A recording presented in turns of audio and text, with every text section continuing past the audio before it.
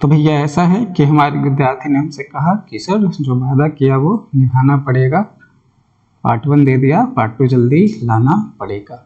तो ये है इम्पोर्टेंट क्वेश्चन का पार्ट 2, किसका? प्रोबेबिलिटी का। क्वेश्चन नंबर 11 आपके सामने पेश किया जा चुका है। देखिए क्या है।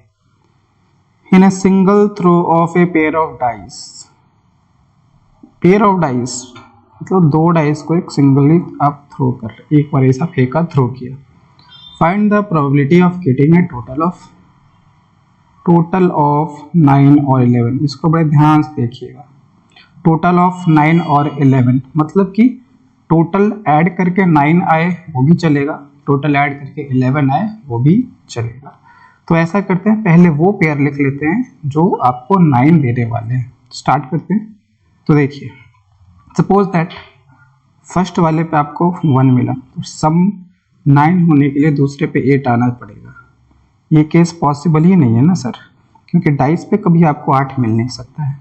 तो अगर यहाँ पे 2 मिलता है तो यहाँ 7 मिलेगा। सर ये केस भी पॉसिबल नहीं है, 7 नहीं आ सकता डाइस पे। अच्छा, अगर यहाँ 3 मिले तो यहाँ 6 आएगा क्या? हाँ, और 6 3 9 होता है, तो मतलब दिस केस इज पॉसिबल। अगर यहाँ 4 मिले तो यहाँ 5 आएगा, तो सम 9 हो जाएगा, पर ऐसा भी आपको मिल जाएगा। अगर यहाँ 5 मिले तो यहाँ 4 आना पड़ेगा। 5 + 4 9, yes this is also possible. अच्छा, अगर यहाँ 6 मिले पहले पे तो दूसरे पे 3 आना पड़ेगा, तो 6 और 3 9, दिस इज ऑल्सो पॉसिबल। इसके आगे आप नहीं जा सकते, क्योंकि अगर आप 7 लेंगे तो दूसरे पे 2 आना पड़ेगा, जो कि अगेन नॉट पॉसिबल। तो 9 आने के लिए आपके पास टोटल 4 आउटकम्स हैं। अब 11 वाला देख लो। तो देखो, अगर आप पहले पे 1 लेते हो तो 11 के लिए दूसरे पे 10 चाहिए। कितना चाहिए? 10। है क्या पॉसिबल? असंभव। अगर यहाँ 2 लेते हैं तो यहाँ 9 चाहिए, अगेन असंभव। यहाँ 3 लेते हैं तो यहाँ 8 चाहिए, अगेन असंभव। यहाँ 4 लेते हैं तो यहाँ 7 चाहिए, अगेन असंभव। यहाँ 5 लेते हैं तो यहाँ 6 चाहिए। ये संभव है, पॉसिबल है। अगर यहाँ 6 आता है तो यहाँ 5 आना चाहिए, ये भी संभव है, पॉसिबल है। इसके आगे 7 ना गुरु ना, 7 तो आएगा ही नहीं। तो 11 के लिए आपके पास 2 आउटकम्स है।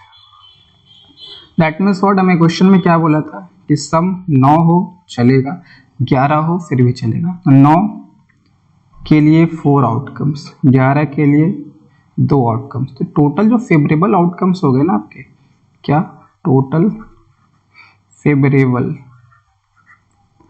आउटकम्स कितने हो गए बताएंगे आप? 4 + 2 विच इज इक्वल टू 6। और 2 डाइस, एक डाइस को जब 2 मतलब पेयर ऑफ डाइस को जब आप फेंकते हैं तो टोटल आउटकम्स आपको कितने मिलते हैं? ये तो बच्चा जानता है। कितने मिलते हैं?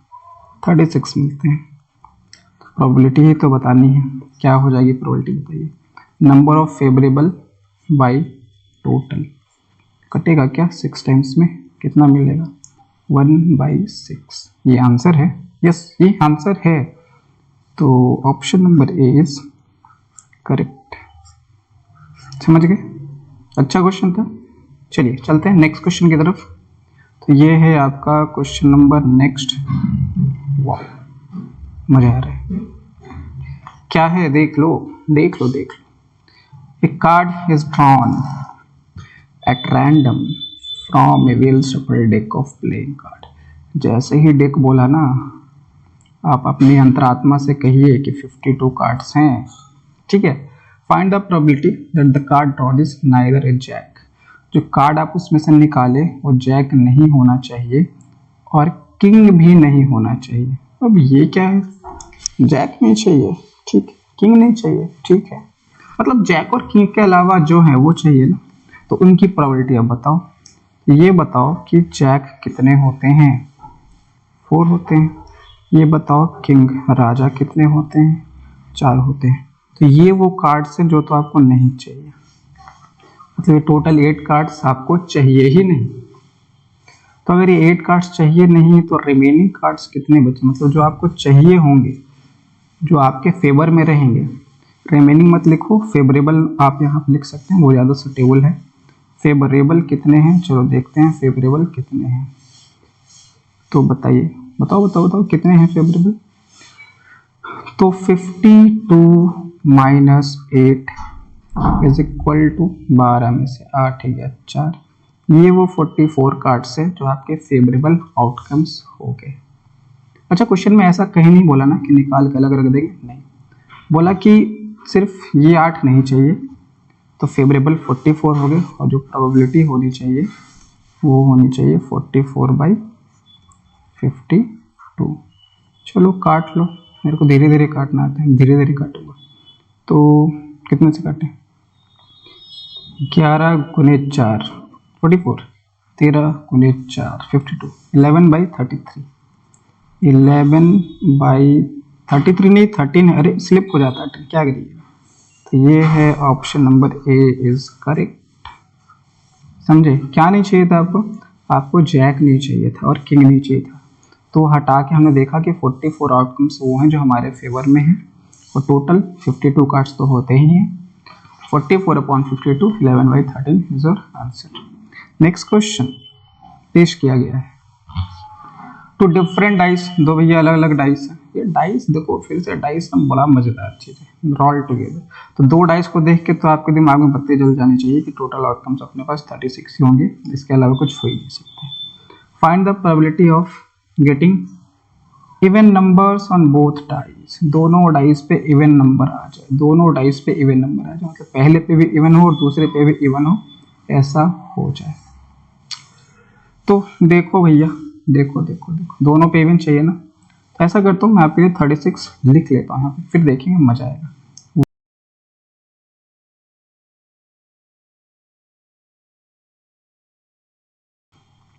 कलर जरा चेंज किया जा रहा है, ग्रीन लेंगे, हरा रंग है हरी हमारी धरती की हमारी। क्या बोला, देखो क्या बोला, देखो दोनों पे क्या चाहिए, इवन चाहिए। 1 दोनों पे इवन है, नहीं है। अच्छा, इसमें तो कहीं आपको दोनों पे इवन मिलेगा ही नहीं, ये तो आउट हो गया, क्योंकि इसमें 1 तो हर किसी पे आएगा और 1 ऑड होता है, नहीं मिलेगा। अच्छा, उस तरीके से अगर आप इसको ध्यान से देखें तो ये भी आउट हो जाएगा, इस वाले रो में भी आपको ऐसा नहीं मिलने वाला कि दोनों पे इवन हो, और इस वाले रो में भी आपको कुछ ऐसा नहीं मिलने वाला जहां दोनों पे इवन हो जाए। तो ये बचा, इसमें से देखो 2 और 1 दोनों इवन नहीं है, यहाँ पे है, यहाँ पे है, यहाँ पे है, इधर देखो ये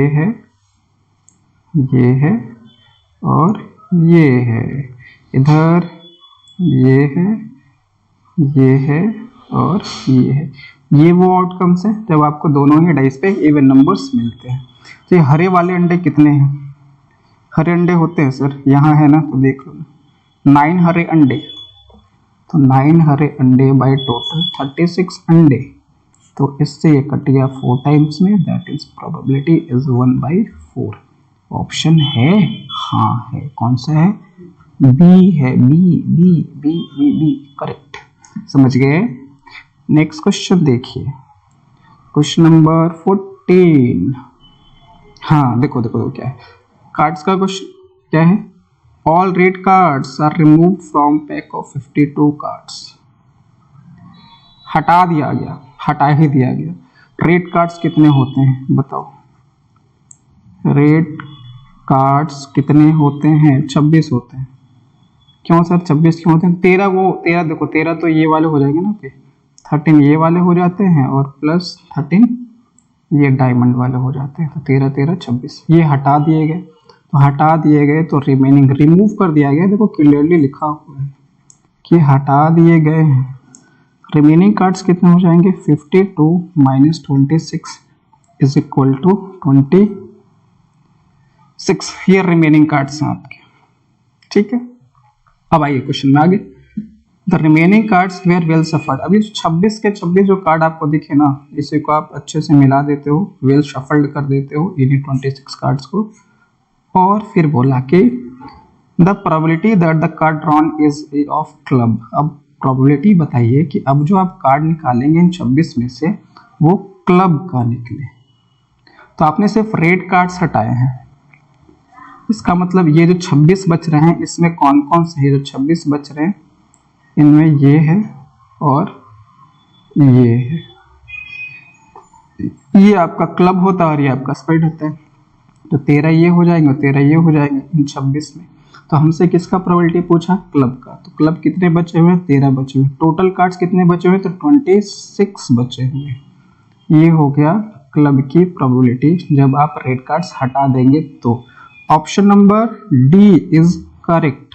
तो क्वेश्चन नंबर 14 भी हो गया। अगला क्वेश्चन 15।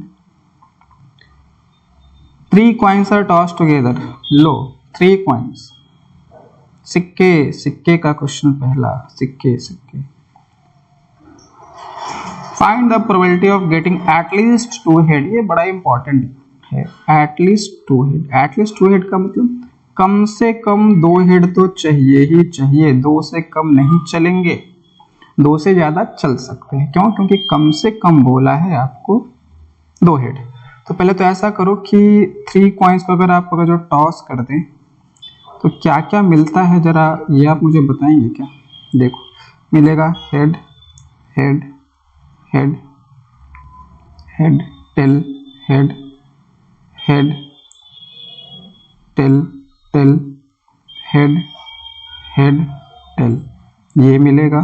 और tail tail tail tail tail head tail head tail, या फिर आप कह दीजिए टेल हेड हेड। यही 8 आपको मिलते हैं। क्या बोला? कम से कम 2 हेड। तो पहले वाले को अब जरा चेक करो, कम से कम 2 हेड। पहले वाले को चेक करिए, पहले वाले में 3 हेड, कम से कम 2। यस चलेगा, 2 तो है ना। ये चलेगा, ये नहीं, ये हाँ ये हेड ही नहीं है इसमें, नहीं चलेगा, नहीं चलेगा। 1 है यहाँ, 1 है, नहीं चलेगा। यहाँ 2 है, ये चलेगा। तो बताओ कम से कम 2 हेड मिल रहे हैं, ऐसा कितनी बार हुआ? 1 2 3 4 टाइम्स हुआ। तो इसकी प्रोबेबिलिटी क्या हो जानी चाहिए? 4 बाई टोटल कितने थे? 8। 2 टाइम्स में कैंसिल हो जाएगा, तो यहाँ से आपको मिलेगा 1/2 है ऑप्शन। यस बी है ना। तो ये भी क्वेश्चन चलिए अपना हो गया सॉल्व। अब नेक्स्ट देखते हैं क्या है, क्या है। अरे कुछ बोला है हमें तो देखना पड़ेगा क्या है। Read the following text carefully and answer the following questions on the basis of the same.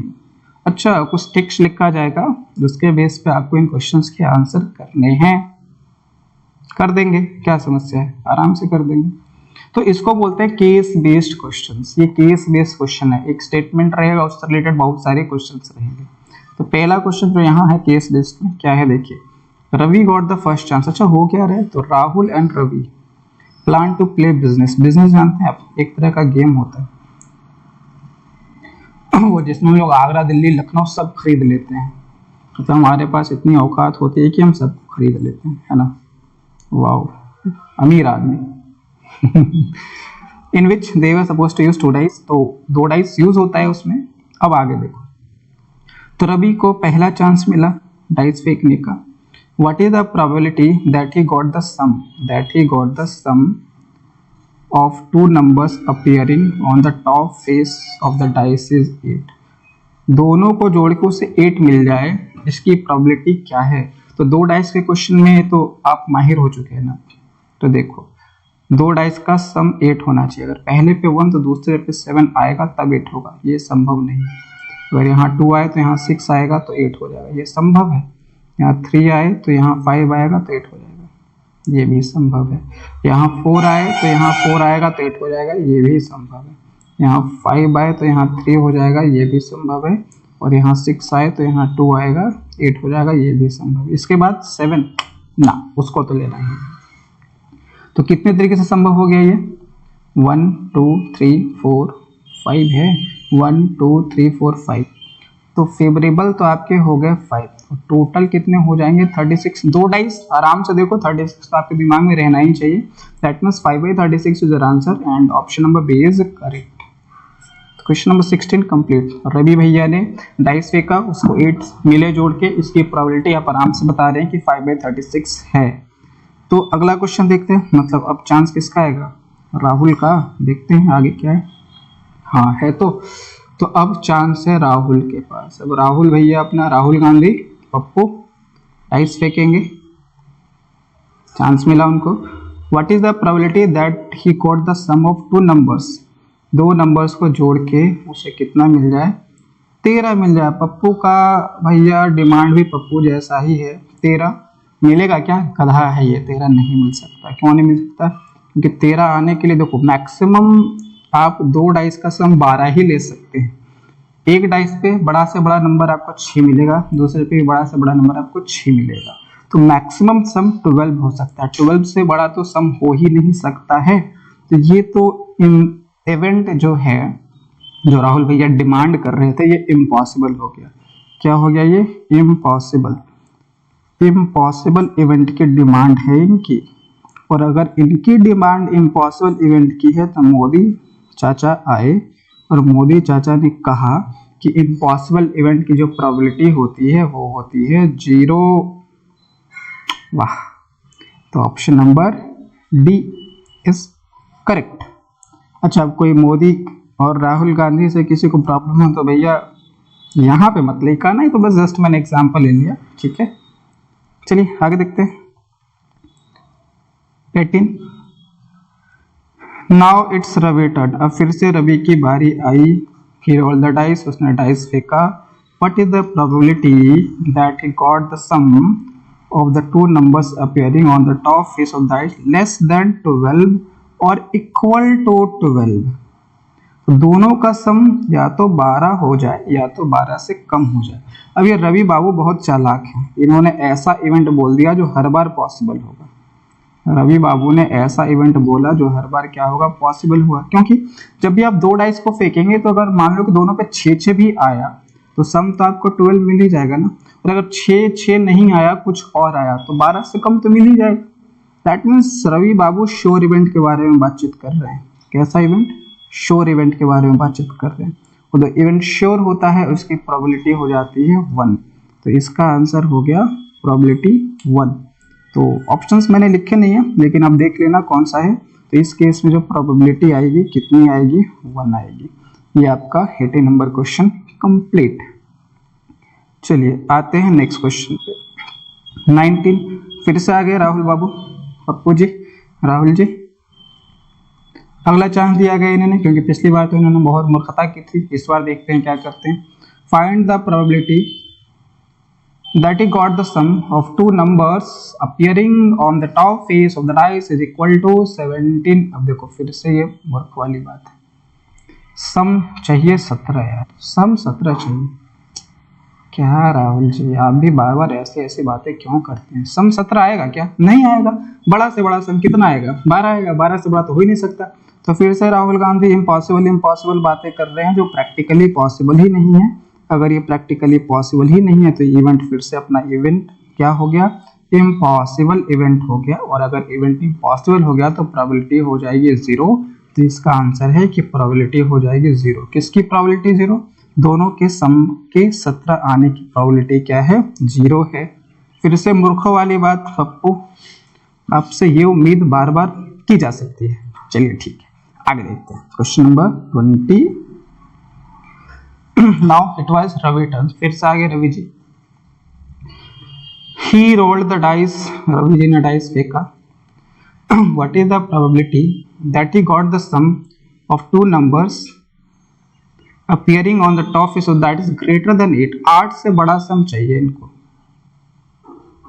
8 से बड़ा। देखो 8 नहीं चाहिए, 8 से बड़ा चाहिए। मतलब सम 9 चलेगा, सम 10 चलेगा, सम 11 चलेगा, सम 12 ये भी चलेगा। तो मतलब ये सम्स ये ले सकते हैं, क्योंकि 8 से बड़ा इन्होंने बोला। तो हम देख लेते हैं ना कि 9 कितनी बार आ सकता है। तो स्टार्ट करते हैं। अच्छा, मान लो कि पहले डाइस पे आ गया आपका 1, तो दूसरे पे 8, सम 9 हो तो जाएगा, but 8 is not possible on the dice, ठीक है। अगर 2 तो 7, which is again not possible. तो 9 के लिए, मतलब सम के 9 होने के लिए क्या क्या पॉसिबिलिटी हो सकती है। यहाँ 3 आए तो यहाँ 6 आए, ये हो सकता है। यहाँ 4 आए तो यहाँ 5 आए, ये भी हो सकता है। यहाँ 5 आए तो यहाँ 4 आए, ये भी हो सकता है। यहाँ 6 आए तो यहाँ 3 आए, ये भी हो सकता है। इसके बाद आप 7 मत बोलना, क्योंकि डाइस पे 7 तो आएगा ही नहीं। तो 9 के लिए ये 4 है, अच्छा सम 10 के लिए देख लेते हैं। सम 10 के लिए क्या क्या चलेगा बताओ। अगर यहाँ 4 तो यहाँ 6, यस पॉसिबल। यहाँ 5 तो यहाँ 5, यस अगेन पॉसिबल। यहाँ 6 तो यहाँ 4, अगेन पॉसिबल। और कुछ नहीं नहीं नहीं नहीं नहीं। 7 लोगे तो और 3 लोगे तो सम तो 10 हो जाएगा, बट डाइस पे 7 मिलेगा क्या? कभी नहीं मिलेगा। तो अब सम 11 देखो, तो ये 5 और ये 6, 6 और 5 सम 11। और कुछ अब होगा ही नहीं, सम 11 तो कर देंगे, लेकिन अब बोलोगे कि सर ऐसा करते ना 7 लेते 4 लेते, तो डाइस पे 7 थोड़ी आता है, नहीं होगा। 12 वाला देख लो, तो 12 वाला तो एक ही है ना आपके पास, क्या 6 6।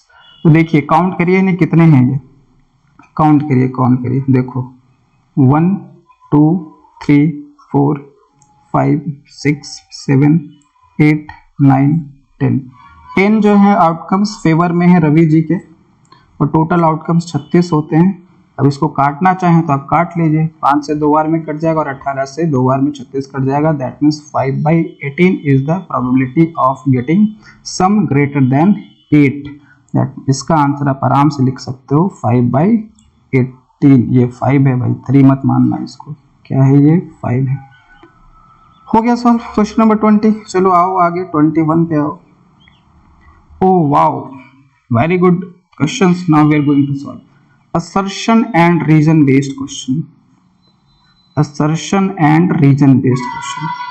दो स्टेटमेंट दिए जाते हैं इस क्वेश्चंस में। कितने स्टेटमेंट? 2 स्टेटमेंट। एक असर्शन होता है, असर्शन का हिंदी मतलब होता है कथन, किसी ने कुछ बोल दिया। और रीजन भी एक स्टेटमेंट ही रहता है, 2 स्टेटमेंट दिए जाएंगे। इनको सॉल्व कैसे करना है पहले तो आप ये समझिए। तो सबसे पहले असर्शन में जो भी बकवास की जाती है, अब देखो कि वो सही है या गलत है।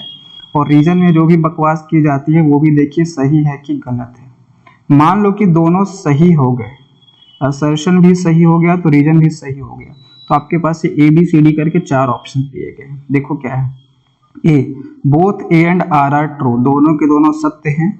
और आर जो है वो ए को करेक्टली एक्सप्लेन करता है। दोनों सही हो गए तो इन दोनों में से कोई एक आपका हो जाएगा। अच्छा दूसरे में क्या है, both A and R are true but R is not correct explanation of A, दोनों सही है लेकिन आर ए को करेक्टली एक्सप्लेन नहीं करता। अब इसमें कंफ्यूजन है थोड़ा, मैं मानता हूँ, बट उतना बड़ा भी कंफ्यूजन नहीं है। अगर दोनों सही हो जाए तो आपको ये देखना है क्या ए आर की वजह से हो रहा है। अगर ए आर की वजह से हो रहा है तो आर करेक्टली एक्सप्लेन ए को कर रहा है। अगर नहीं हो रहा है ऐसा तो आर ए को करेक्टली एक्सप्लेन नहीं कर रहा है। तो अगर आर ए को करेक्टली एक्सप्लेन करता है तो बी हो जाएगा, ये ए हो जाएगा अपना। Both A and R are true and R is correct explanation of A. और अगर आर ए को करेक्टली एक्सप्लेन नहीं कर पा रहा है तो ऑप्शन नंबर बी हो जाएगा कि both A and R are true but R is not correct explanation of A. I think ये आपको समझ में आया। अच्छा CD की बात करिए। अच्छा मान लो दोनों में से कोई एक गलत हो गया, मैं बोलता हूं कि चलो कि अपना जो असर्शन है वो गलत हो गया और रीजन सही हो गया, तो है ना आपके पास ऑप्शन, रीजन सही असर्शन गलत, रीजन सही असर्शन गलत, A is true but R is false. ठीक। अच्छा मान लीजिए कि असर्शन सही है और रीजन गलत हो गया, तो अपने पास फिर से ऑप्शन है। देखो क्या है, असर्शन सही है, रीजन फॉल्स है, समझ गए। तो अगर असर्शन गलत होगा तो उसके लिए भी आपके पास एक ऑप्शन है यहाँ पे, और अगर रीजन गलत होगा तो उसके लिए भी आपके पास ऑप्शन है यहाँ पे एक। तो एक गलत एक सही में तो ज्यादा प्रॉब्लम नहीं होता है, प्रॉब्लम थोड़ा सा होता है जब दोनों ही सही हो जाए। खैर क्वेश्चन पे इसको और अच्छे से समझेंगे हम। तो क्वेश्चन देखिए, A bag contains slip of numbered 1 from 100। एक बैग है जिसमें कुछ स्लिप्स हैं जिसमें नंबर लिखे गए हैं 1 से 100 तक। ये Fatima chose slip at random from the bag. Fatima ने उसमें से कुछ नंबर्स निकाले, मतलब कुछ स्लिप निकालती है उसमें से। It would either be an odd, अब वो निकालने के बाद या तो ऑड होगा या तो इवन होगा। ठीक है। Since this situation has only 2 possible outcomes, the probability of each is 1/2। That means आप सिंपली ये बता दो कि 1 से 100 तक के जब नंबर आप निकालेंगे तो ऑड की प्रोबेबिलिटी क्या आएगी और इवन की प्रोबेबिलिटी क्या आएगी। तो सबसे पहले देखिए कि ऑड तो है कौन कौन 1 से 100 तक में। एक ऑड, फिर 3 आएगा, फिर 5 आएगा, ऐसे करते करते ये जाएगा 99 तक। ये हो गए odd numbers on slip. Even में क्या आएगा, 2 आएगा, 4 आएगा, 6 आएगा, और ये करते करते जाएगा 100 तक। ये हो गया इवन। आप में से कोई मुझे बता सकता है ये ऑड कितने होंगे? You can count it simply, ये ऑड वाले 50 हैं और इवन वाले भी कितने हैं? 50 हैं। तो अगर आप ऑड की प्रोबेबिलिटी यहाँ से बता दो तो ऑड की प्रोबेबिलिटी 50/100, क्योंकि टोटल तो 100 है, जो आपको मिल जाएगा 1/2। अगर आप इवन की प्रोबेबिलिटी यहाँ से बता दें तो वो 50/100, क्योंकि इवन भी 50 ही है, तो ये भी हो जाएगा 1/2। आपने देखा कि ऑड आने की प्रोबेबिलिटी भी 1/2 है और इवन आने की प्रोबेबिलिटी भी 1/2 ही है। दैट मीन्स व्हाट, कि अपना असर्शन बाबू सही हो गया, असर्शन इज करेक्ट। हमने असर्शन को इंडिविजुअली चेक कर लिया और असर्शन अपना सही निकला। तो रीजन को इंडिविजुअली चेक करिए आप, तो देखिए रीजन सही है कि नहीं। क्या है reason? When we toss a coin, coin को टॉस किया आपने, क्या टॉस किया? कॉइन। एक कॉइन को आप टॉस कर रहे हैं, देयर आर 2 पॉसिबल आउटकम्स। एक ही कॉइन को टॉस करने पे या तो हेड आएगा तो या तो टेल आएगा, और हेड की प्रोबेबिलिटी कितनी होगी? 1/2 होगी, और टेल की प्रोबेबिलिटी भी कितनी होगी? 1/2 होगी। मतलब रीजन भी अपने आप में सही है, तो दोनों सही हो गए। दैट मीन्स ए या बी में से कोई एक होना चाहिए ना इसका आंसर। अब जरा ए को आप ध्यान से देखो, देखो मैं पीछे स्लाइड पीछे करता हूँ, ए को आप ध्यान से देखिए। Both A and R are true and R is correct explanation of A. B में है both A and R is true but R is not correct explanation of A. तो क्या इस रीजन की वजह से असर्शन सही हो रहा है? नहीं, असर्शन अपने आप ही सही था, उसमें इसकी मदद है ही नहीं, ये रीजन है ही नहीं इसका। अगर ये रीजन नहीं भी होता फिर भी ये सही हो जाता। तो दैट मीन्स व्हाट, की reason is not correct explanation of assertion here. तो आप आराम से इसका answer option number B tick कर सकते हैं। और बी में क्या है कि both are correct but reason is not correct explanation of assertion. I hope ये आपको समझ में आया होगा। नहीं आया तो कमेंट करो यार, मैं हूं किस लिए समझाऊंगा। ठीक है, चलो ठीक है, नेक्स्ट क्वेश्चन देखो आप। ये बोला कि ये F नहीं है, ये E है, क्योंकि यहाँ E है। ठीक है, प्रोबेबिलिटी ऑफ E, किसी इवेंट E की प्रोबेबिलिटी 0.20 है और नॉट E की प्रोबेबिलिटी 0.80 है। क्या ये सही है? हाँ, ये बिल्कुल सही है।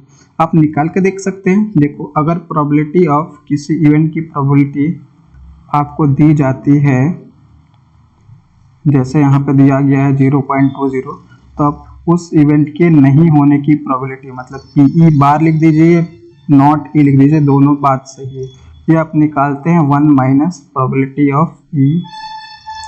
ये यहाँ पे बार नहीं होगा, यहाँ पे बार नहीं होगा। ठीक है, तो करो 1 minus 0.20, obviously you are getting here 0.80। That means assertion अपने आप में सही है।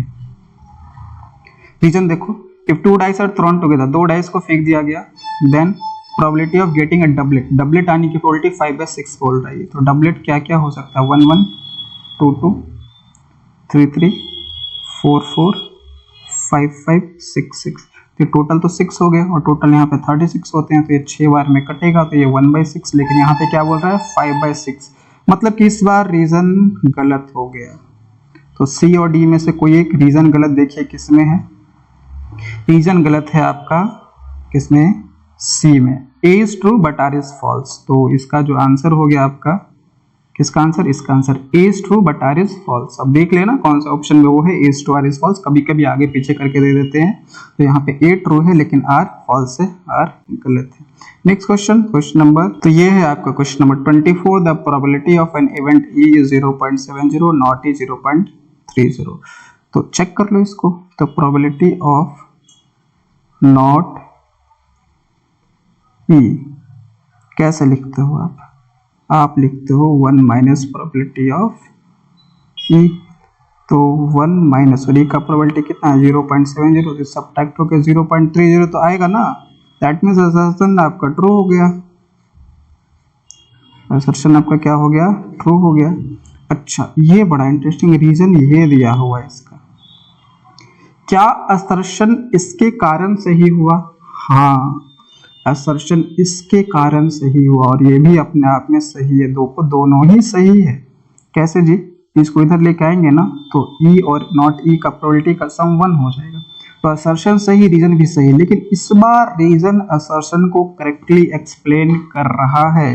दैट मीन्स आप आंसर में क्या करेंगे, both are true and reason is correct explanation of assertion. That's मतलब कि ए आपका सही हो जाएगा, दोनों सही हैं और रीजन जो है वो करेक्ट एक्सप्लेनेशन है किसका, असर्शन का। ओके, तो ये थे अपने कुछ क्वेश्चंस, मजेदार क्वेश्चन, इंटरेस्टिंग क्वेश्चन। आशा करता हूँ कि आपको अच्छा ही लगा होगा, नहीं लगा होगा, बुरा लगा तो कमेंट कर दो कि जी बिल्कुल पसंद नहीं या आथू। ठीक है, चलिए ऑल द बेस्ट, पढ़ते रहिए, बाय बाय।